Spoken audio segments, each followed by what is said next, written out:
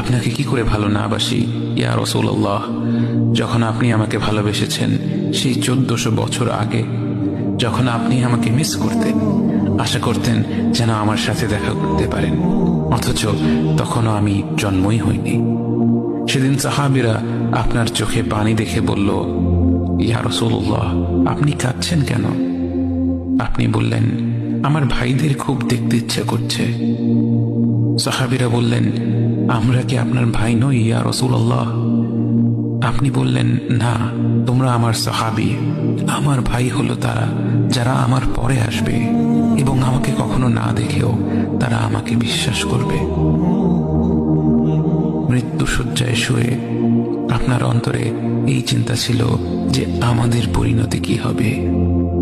উম্মতি উম্মতি বলতে বলতে আপনি আপনার রবের নিকট ফিরে গিয়েছেন।